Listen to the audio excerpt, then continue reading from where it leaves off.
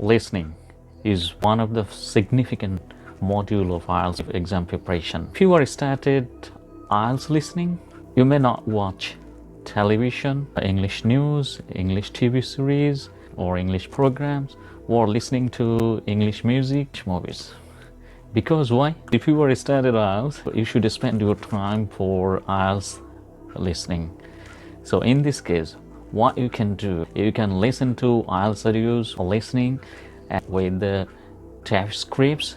I think you will be immensely benefited because you have to adapt with the IELTS listening exam conditions. So if you practice with IELTS conversation, IELTS audio listening, what is the conversation in part 1, part 2, part 3 and part 4. If you just adapt with this listening and build your skill on this area, I think you will be really benefited and make sure a secure band score. Now, reading. After starting your IELTS journey, you are reading newspaper, you are reading articles, you are reading storybooks, you are reading novels, you are reading any fiction, non-fiction books. This is also just waste of time. This is entirely wrong process as because you are an IELTS candidate. So the thing is, what you can do, what should you do for developing your reading skill now? So at this point, you should adjust with IELTS reading passes. In this case, you can practice IELTS reading more than doing other reading things.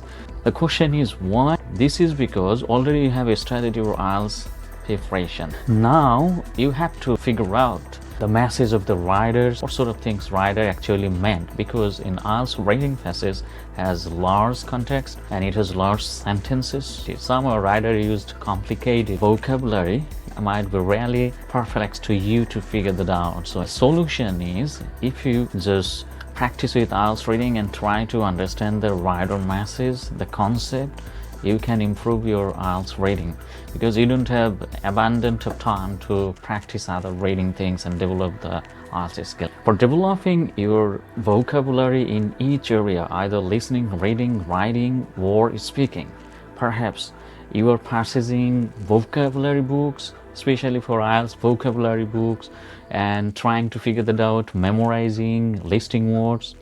This is also just waste of time. It doesn't work for IELTS preparation, basically for reading, writing, listening, and speaking.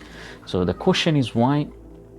Basically, for developing your vocabulary, you can read IELTS reading passage. Somewhere you will get very unfamiliar words, so that's words you can find the meanings from your preferred dictionaries or Google. So if you practice on this vocabulary, your vocabulary skills should be really developed and you will get greater advantages for developing your vocabulary instead of memorizing listing words or something like that. Now let's talk about writing module. After starting writing module, if you just write diaries, write a story, write articles or something like that, this is also just waste of time.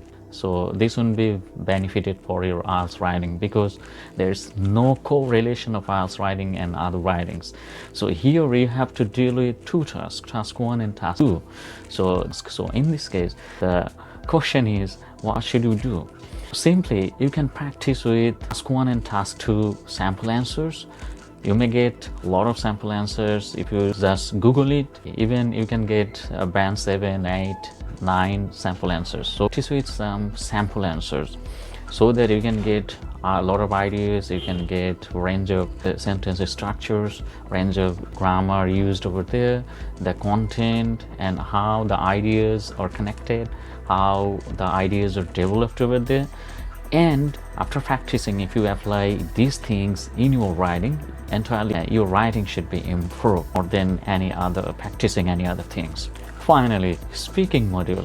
In this module is your compy. I mean, this is very compatible module if you have fluency, or after starting IELTS preparations, if you memorize sample answers for speaking modules. This is also just waste of time. If you don't have fluency, this will be really problem to appear the IELTS speaking. Or in this case, what you can do, very simply, you can practice with IELTS speaking questions like part 1, part 2 or part 3. Basically, part 1 is entirely related with yourselves. The examiner will ask you question about yourself. If you just practice with some sample exam questions, you can get clear ideas and you can develop. For QCAD, what you can do, you can make a small talk every day about the related topics, because in QCAD topics are very familiar. So you should practice the QCAD topic every day. So take a topic, make a small talk, start with 30 seconds, then 1 minute, 1.5 minutes, 2 minutes, like this. And finally, there's another solution. You can develop your speaking. Find somebody who are started IELTS preparation like you. Start practice with them. Spend time consistently and regularly. Consistency is very important. So spend time regularly. Discuss with IELTS related topic, like start with part 1, then part 2, then part 3. So the end of your IELTS preparation will be changed tremendously. I think the information of this video will be your immense help. If you like my videos, don't forget to subscribe on my channel to get upcoming all videos. Thanks for watching. Until coming with my next video. Till then, bye.